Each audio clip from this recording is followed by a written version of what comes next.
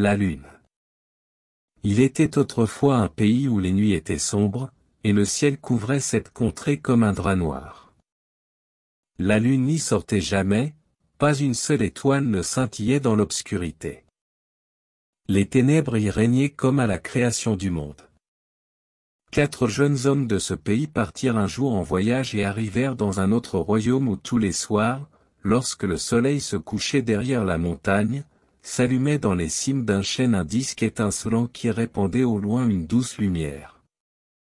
Cela permettait aux gens de tout bien voir et distinguer, même si la lumière n'était pas aussi forte et éclatante que celle du soleil. Les voyageurs s'arrêtèrent et, abasourdis, demandèrent au paysan qui passait par là avec son chariot quelle était cette lumière. « C'est la lune, » répondit le paysan.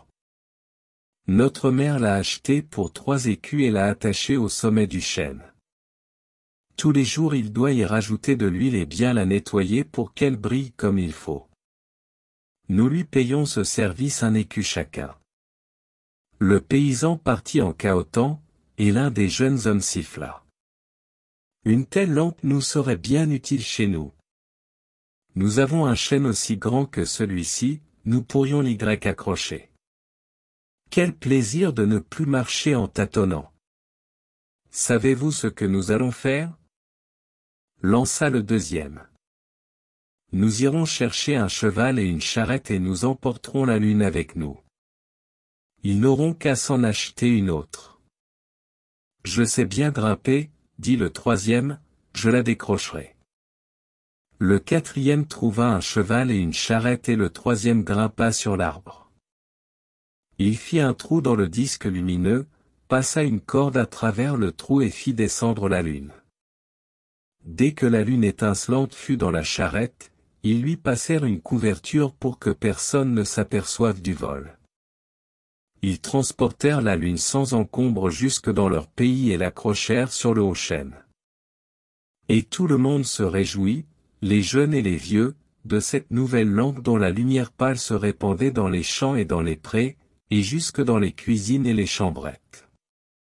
Des grottes dans la montagne sortirent des lutins et des petits génies en petits manteaux rouges et ils se mirent à danser la ronde dans les prés.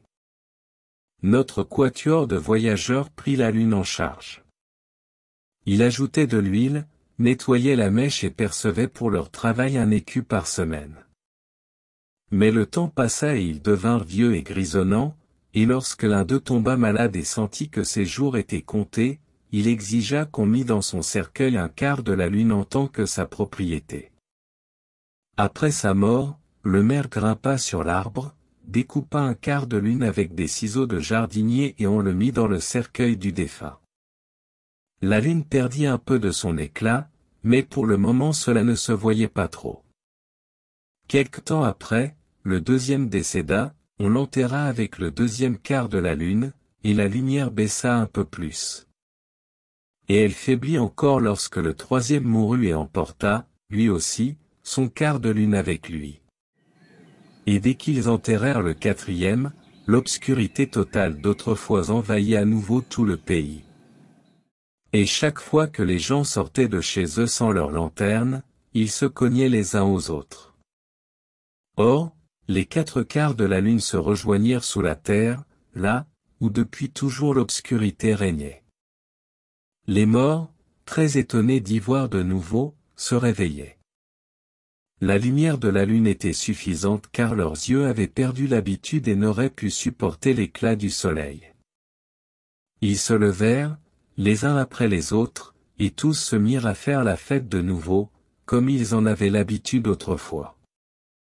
Les uns jouèrent aux cartes, d'autres allèrent danser et d'autres encore partirent à l'auberge, commandèrent du vin, se saoulèrent, se donnèrent du bon temps, puis se disputèrent et finirent par attraper des bâtons. Et ce fut la bagarre. Et quelle bagarre et quel tapage! Le vacarme était tel qu'il parvint jusqu'au ciel. Saint Pierre, qui surveille la porte d'entrée du paradis, pensa qu'une révolte avait éclaté aux enfers. Il appela l'armée céleste pour repousser l'odieux ennemi et ses complices pour le cas où il voudrait attaquer la demeure des défunts. personne ne s'étant présenté, Saint Pierre lui-même monta à cheval et, passant par la porte céleste, descendit tout droit aux enfers. Il ramena le calme parmi les défunts décharnés, leur fit regagner leur tombe, il emporta la lune avec lui et l'accrocha dans le ciel. Comprenez le vocabulaire. Cette contrée, une contrée est une terre, une région, un pays. Scintiller, il s'agit du verbe « scintiller » conjugué à l'imparfait. Il signifie « étinceler », briller par intermittence. Régner, il s'agit du verbe « régner » conjugué à l'imparfait. Il signifie « occuper une place importante, dominante, exclusive ». Les cimes, une cime est la partie la plus haute d'un arbre. Un disque est un objet plat et circulaire. Répandait, il s'agit du verbe « répandre » conjugué à l'imparfait. Il signifie « étendre au loin », propager, disperser. Distinguer, ce verbe signifie « percevoir, discerner ». Abasourdi, cet adjectif signifie « extrêmement surpris ». Il peut se prononcer de deux manières différentes à point bas point vu point dit ou pas point bas point su point dit. Son chariot, un chariot est une voiture à 4 roues utilisée pour déplacer des charges sur une courte distance. Écu, un écu est une monnaie créée au Moyen Âge. En cahotant, il s'agit du verbe « cahoter » au gérondif. Il signifie « être secoué, balloté ». En tâtonnant, il s'agit du verbe « tâtonner » au gérondif. Il signifie « toucher plusieurs fois » le sol ou les objets autour de soi pour se diriger. Grimper, ce verbe signifie « monter en s'agrippant, gravir ». Sans encombre, cette locution adverbiale signifie « sans incident, sans ennui, sans rencontrer d'obstacles ». Se réjouit, il s'agit du verbe pronominal « se réjouir » conjugué au passé simple. Il signifie « éprouver du plaisir, de la joie ». Les chambrettes, une chambrette est une petite chambre. Notre quatuor, dans le registre familier, un quatuor est un groupe de 4 personnes inséparables. Percevait, il s'agit du verbe « percevoir » conjugué à l'imparfait. Il signifie « recevoir, encaisser, empocher de l'argent ». Grisonnant, cet adjectif fait référence aux cheveux gris ou à la barbe grise d'une personne âgée. Son cercueil, un cercueil est un coffre dans lequel on place un cadavre. Défunt, un défunt est une personne morte, décédée. Se cogner, il s'agit du verbe pronominal « se cogner » conjugué à l'imparfait.